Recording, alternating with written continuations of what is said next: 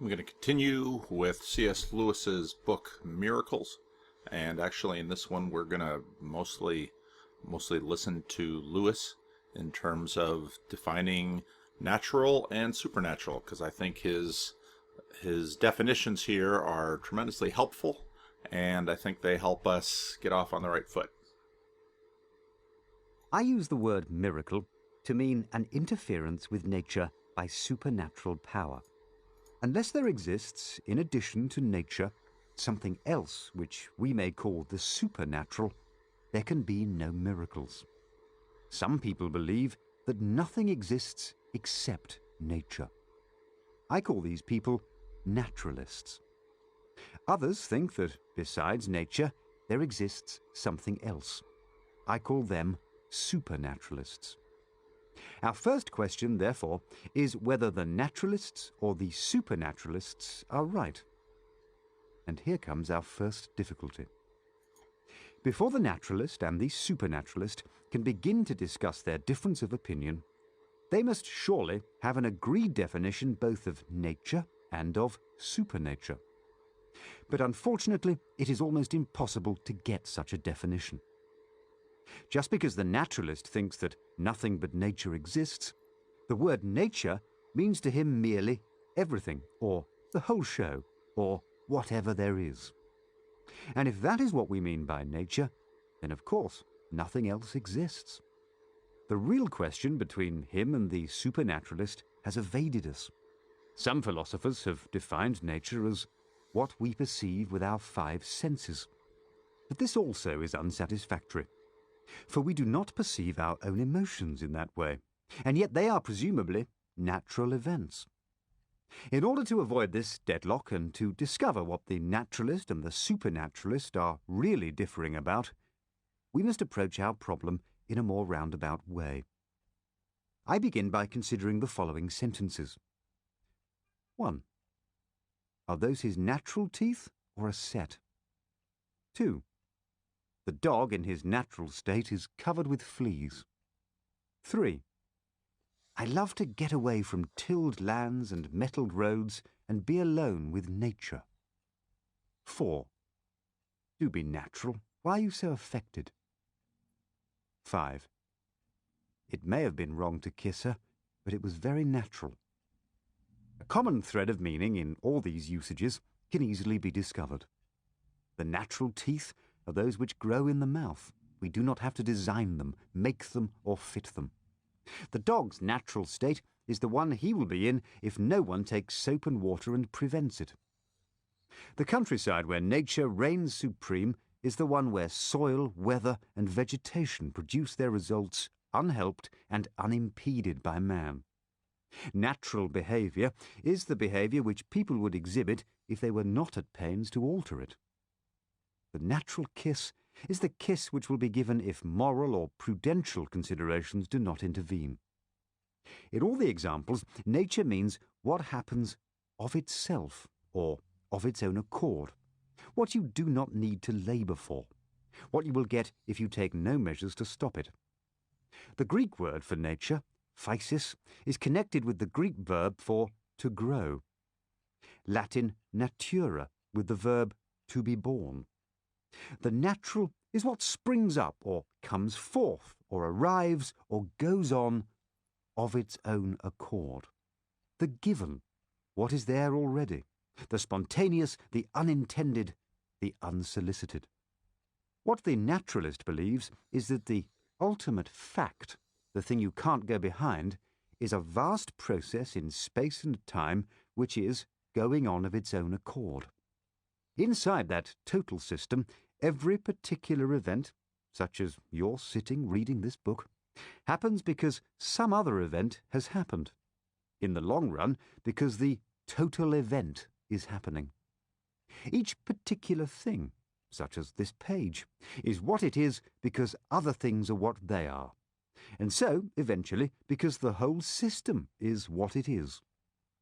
All the things and events are so completely interlocked that no one of them can claim the slightest independence from the whole show. None of them exists on its own or goes on of its own accord, except in the sense that it exhibits at some particular place and time that general existence on its own, or behaviour of its own accord, which belongs to nature, the great total interlocked event as a whole.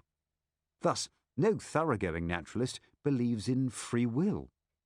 For free will would mean that human beings have the power of independent action, the power of doing something more or other than what was involved by the total series of events. And any such separate power of originating events is what the naturalist denies. Spontaneity, originality, action on its own is a privilege reserved for the whole show, which he calls nature. Now you can see right there the where this is going, and you can see right there some of the dilemmas that have arisen in contemporary conversation that a lot of you listen to. I hear Sam Harris's name quite often in the comments, and the question of free will, and some of you might have noticed that I don't really like the term free will. I guess I think there's enough conditioning going on. And in fact, part of the reason we listen to Jordan Peterson and we read history and we do all of this is we are trying to account for things.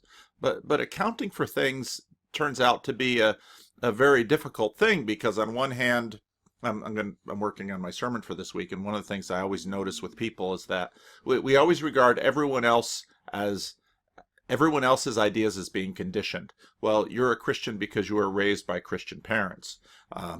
Muslim children Muslims were raised by Muslim parents, or I had a bad experience in church, therefore I left church. So in other words, we often look at other people as if they're products of whatever has happened before them. And so I think it's in fairness, it's fair to recognize that all of us are products of what has happened before us. But that then leaves us with the question: is there an us?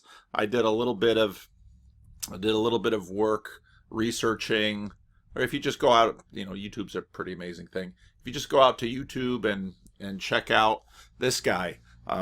Very interesting video on random numbers, and you begin to realize how difficult it is to generate random numbers. And you might say, well, my computer generates random numbers all the time. Well, how can a computer generate random numbers? And often they have a little formula here, and then usually they'll just put in an extremely tiny computation of the time of whenever this thing starts, and then you get a sufficiently large number to feel random, but an equation like this will always produce something which, in fact, isn't random. And let's see if I got the click on this one. And he goes into this. It's really a fascinating video.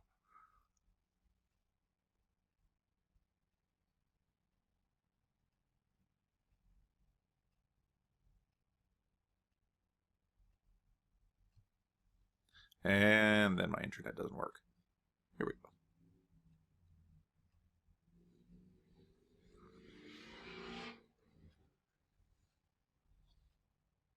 So I've kind of gone out of my way, and I've gone to the safe, and I've got something that's going to create a random number.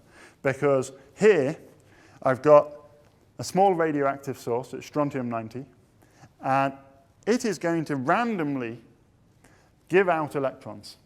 Okay, as a neutron turns into a proton, and out comes a high-energy electron from the strontium. And so coming into the Geiger counter here, I'm getting just a steady stream of electrons, and I'm counting them. And the number that I count, surprise, surprise, is Gaussian, right? But it's around. Now again, when he makes a point earlier in the video, and if you want to watch the whole video, you'll understand the point that it's the electrons are going to come out in a Gaussian pattern, just as predicted. But well, let him finish. Now, what does he mean by random there? He means that at any given moment, the electron coming out is unpredictable. We cannot predict it. And that in effect is our definition of random. But that doesn't actually, later in the book, Lewis is going to deal a little bit with quantum physics as opposed to Newtonian physics. And what a quantum is this, first the particle's there and then it's there. and it isn't necessarily in a path between the two. And I'm sure there's some really smart people out there that can define this, and please feel free to correct me if I'm wrong on something like this, or nuance this. But the point is that this is the lengths we go to try and find something sufficiently random for us so that we can do things like encryption No, in let's computers. turn it on. Let me just show you. Can I show you? That's the happy sound of radiation. So you can hear it, but you can see it too. Here it is. Here are the individual pulses. Each one of these flashing on here, that's an electron going into the Geiger counter, which is pretty cool. So I've written you a small computer program. I hope it works. The number you're going to get is the deviation from the mean value. So I know what the mean value for the count is going to be, and I'm giving you the difference between that value and the number we actually count. Here we go.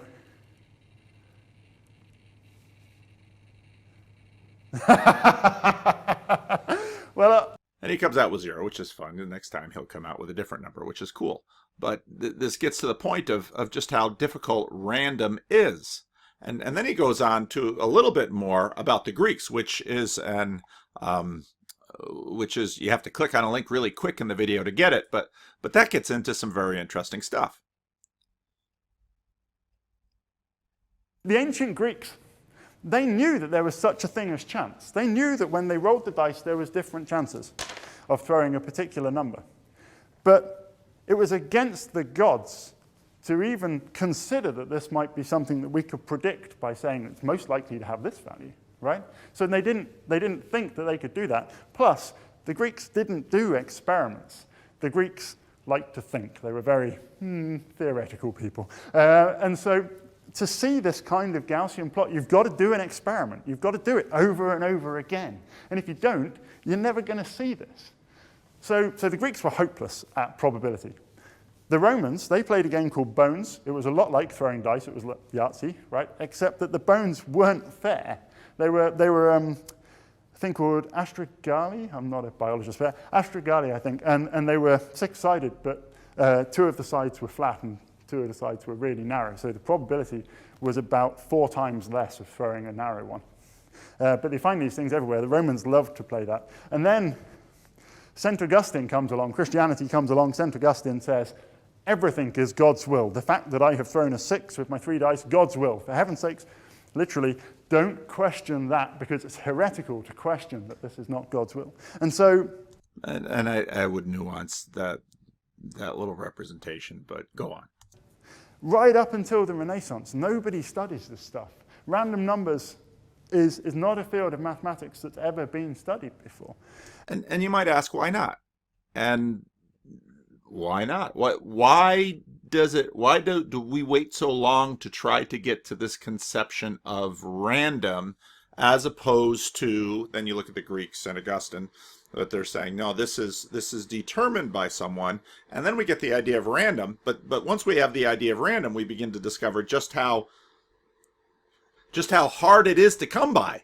And so then what is random? And I think we, in a sense, get into the pragmatists and what we're able to develop, whether we're measuring something from a radioactive bit, we get random enough for us.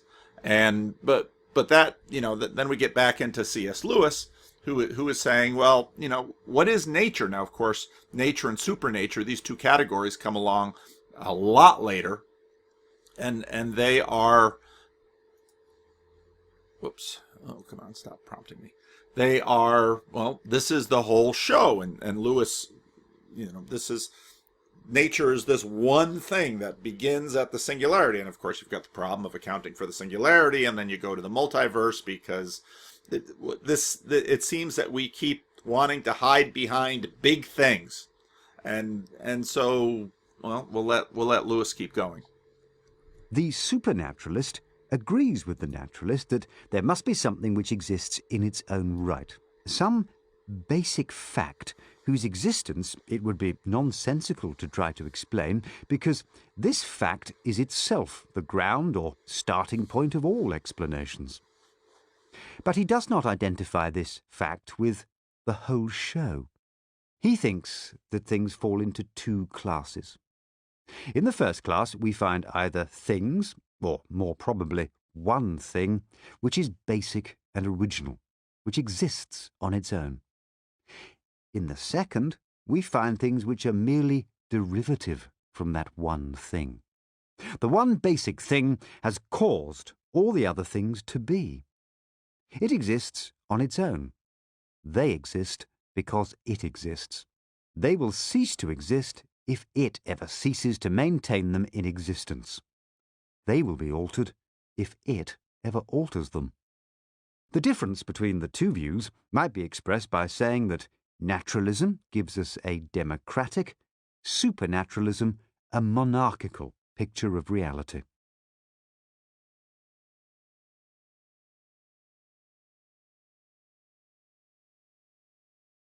Now you can see here, oops. Well, he's about to go into monotheism or monarchy, arche, monarchy 1. The naturalist thinks that the privilege of being on its own resides in the total mass of things, just as in a democracy, sovereignty resides in the whole mass of the people. The supernaturalist thinks that this privilege belongs to some things, or more probably, one thing, and not to others. Just as, in a real monarchy, the king has sovereignty and the people have not. And just as, in a democracy, all citizens are equal, so for the naturalist, one thing or event is as good as another, in the sense that they are all equally dependent on the total system of things. Indeed, each of them is only the way in which the character of that total system exhibits itself at a particular point in space and time. The supernaturalist, on the other hand, believes that the one original or self-existent thing is on a different level from, and more important than, all other things. And notice again, at a particular point in space and time, and that when you get into the question of random, it's very interesting the way and the way consciousness, the definition of random and the definition of consciousness have to be related. We look for a random number. Well, what do we mean by a random number? Is it random outside of a perceiver, or is randomness itself a function of a perceiver? At this point, a suspicion may occur that supernaturalism first arose from reading into the universe the structure of monarchical societies. But then, of course, it may with equal reason be suspected that naturalism has arisen from reading into it the structure of modern democracies. The two suspicions thus cancel out and give us no help in deciding which theory is more likely to be true. They do indeed remind us that supernaturalism is the characteristic philosophy of a monarchical age, and naturalism of a democratic, in the sense that supernaturalism, even if false, would have been believed by the great mass of unthinking people 400 years ago, just as naturalism, even if false, will be believed by the great mass of unthinking people today. Everyone will have seen that the one self-existent thing, or the small class of self-existent things in which supernaturalists believe, is what we call God or the gods. I propose for the rest of this book to treat only that form of supernaturalism which believes in one God, partly because polytheism is not likely to be a live issue for most of my readers, and partly because those who believed in many gods very seldom, in fact, regarded their gods as creators of the universe and as self-existent. The gods of Greece were not really supernatural in the strict sense which I am giving to the word. They were products of the total system of things, and included within it. This introduces an important distinction. The difference between naturalism and supernaturalism is not exactly the same as the difference between belief in a god and disbelief. Naturalism, without ceasing to be itself, could admit a certain kind of God. The great interlocking event called nature might be such as to produce at some stage a great cosmic consciousness, an indwelling God, arising from the whole process as human mind arises, according to the naturalists, from human organisms. A naturalist would not object to that sort of God. The reason is this. Such a God would not stand outside nature or the total system, would not be existing on his own. It would still be the whole show, which was the basic fact, and such a God would merely be one of the things, even if he were the most interesting, which the basic fact contained. What naturalism cannot accept is the idea of a God who stands outside nature and made it. Now that last point of Lewis's is important, and it's interesting to me. Quite a bit later in the book, Lewis is going to talk about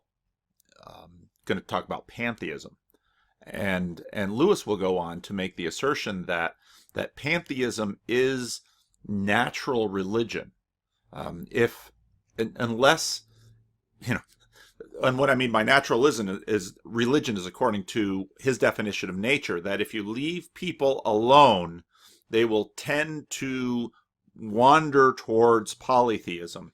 And if you look at how Lewis constructs this argument, you can begin to see why.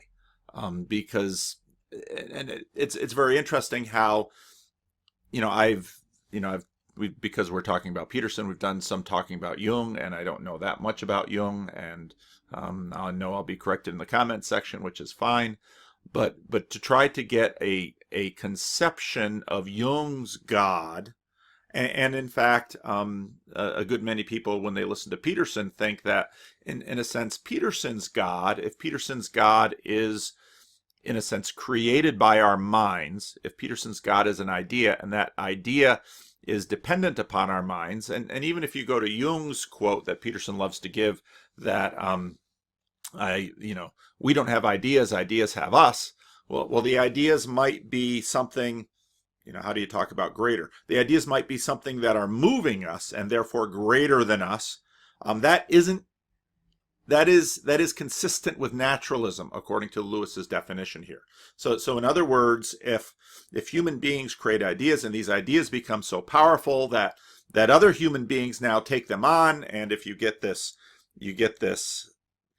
cloud of witnesses thing where the watchers inside our head are picking up things and causing us to remember things, it's very easy to imagine God in scare quotes, or some realm of ideas that are moving people along, something akin to gravity moves matter along. So ideas move people along because we have brains and we can listen and we have these stories that we're generating.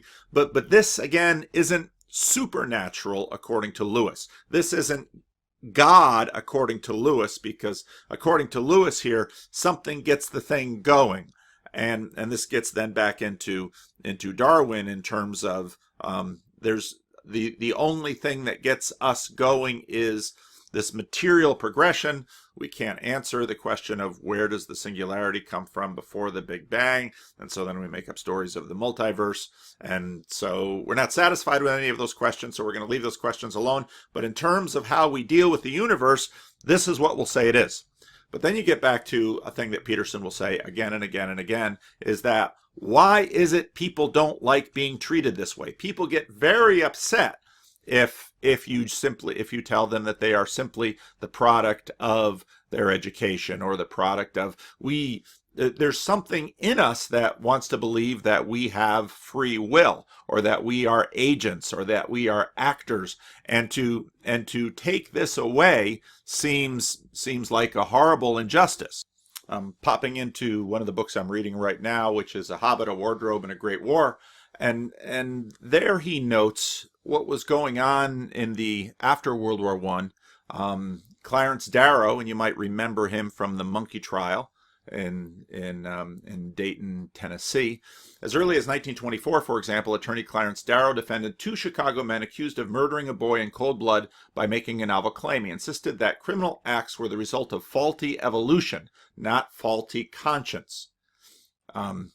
In his closing argument, Darrell said the real question before the court was whether it would embrace the old theory that a person commits a criminal act because he willfully, purposely, maliciously, and with malignant heart sees fit to do so, or the new scientific theory that every human being is the product of endless heredity back of him and the infinite environment around him. In other words, and then he goes into Leninist Russia.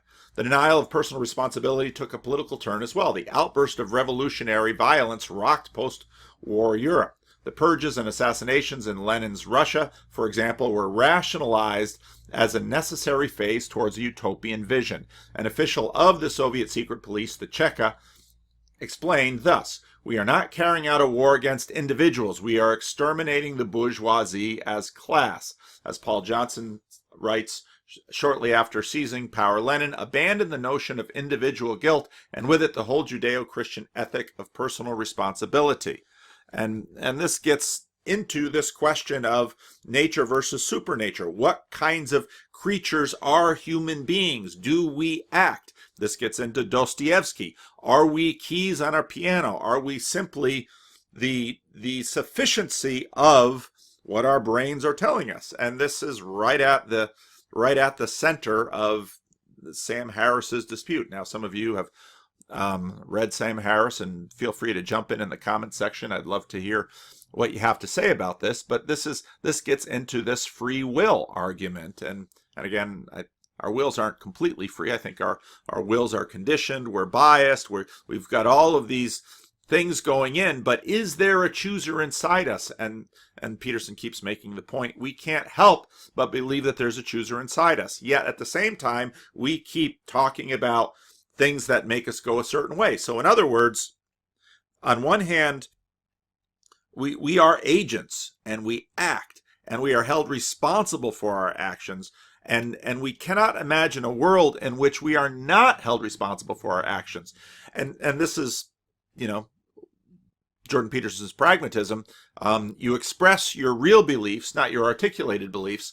If we really didn't believe that we were responsible for our actions and that we were just a product of the whole show, why should we bother making videos? Well, these videos are part of the whole show. But why are we trying to convince one another? Why do we act at all? Because so what? It's all nature, it's all unfolding, and therefore even this thought is a product of that.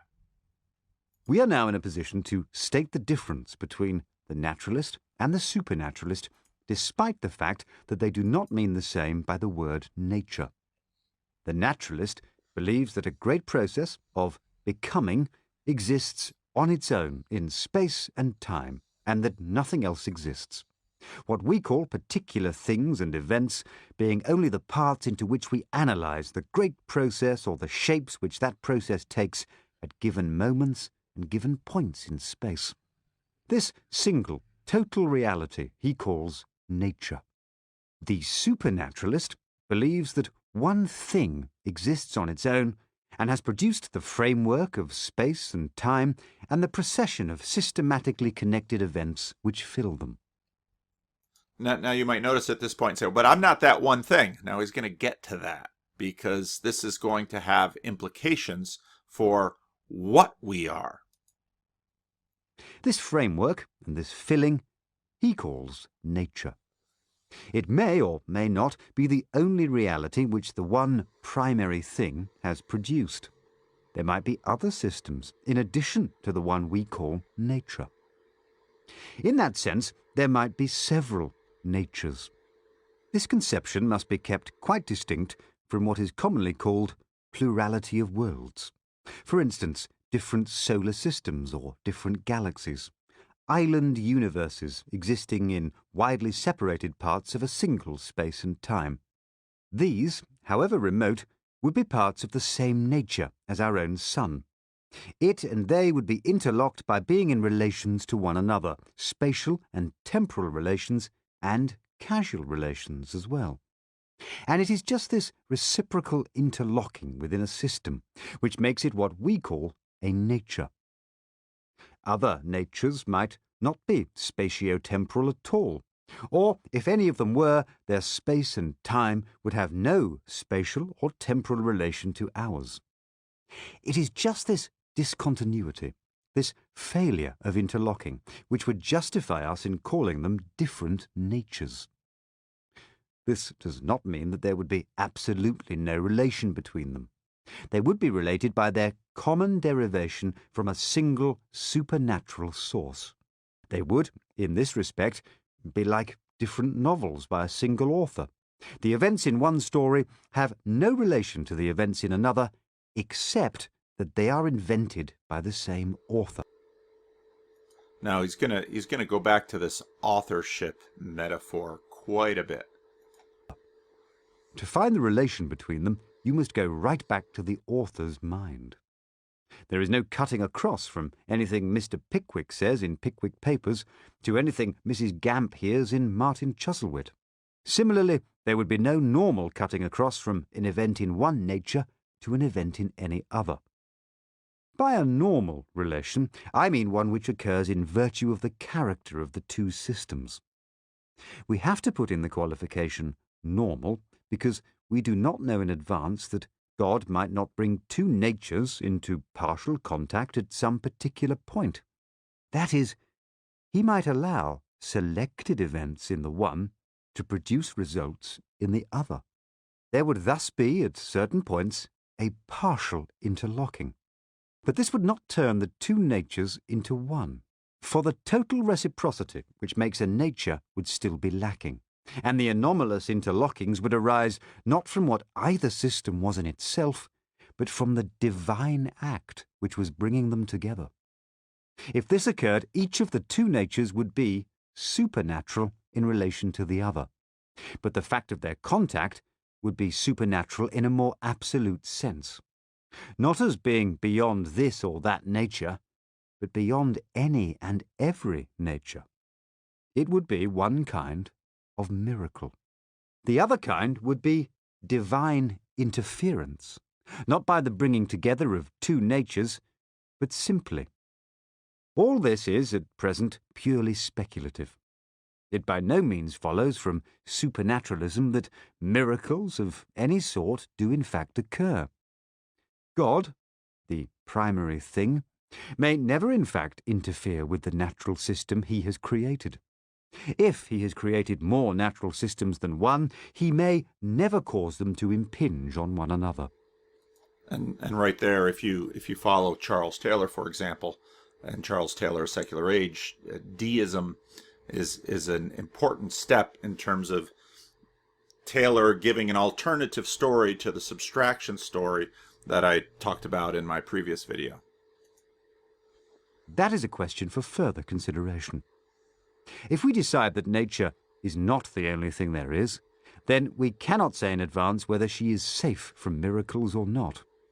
Now, safe for miracles, that in many ways is getting into Charles Taylor's question of the buffered self, and what he says in A Secular Age is that, you know, in our place and time, we feel ourselves as buffered. Now, what's interesting about Charles Taylor's buffer is that our buffer seems to include everyone else, because we're not buffered from each other, and we're not buffered from the biology of our mothers, and we're not buffered from other things that happen. We're simply buffered from that which is outside of nature, which is why when I draw my little pictures, I have this iron box of secularism, that we are buffered from God. And what that iron box fundamentally is what C.S. Lewis calls nature. There are things outside her. We do not yet know whether they can get in. The gates may be barred, or they may not. But if naturalism is true, then we do know in advance that miracles are impossible. Nothing can come into nature from the outside, because there is nothing outside to come in, nature being everything. No doubt, events which we, in our ignorance, should mistake for miracles might occur, but they would in reality be, just like the commonest events, an inevitable result of the character of the whole system. Our first choice, therefore, must be between naturalism and supernaturalism. And that's the chapter. And I wanted to kind of run this chapter through. There's a couple places that I could have edited out, but if we're going to have a productive conversation, it's good to have some terms. So there's the chapter. Let me know what you think. Let me know any objections you might have, or yeah buts, or if you like the definitions or not.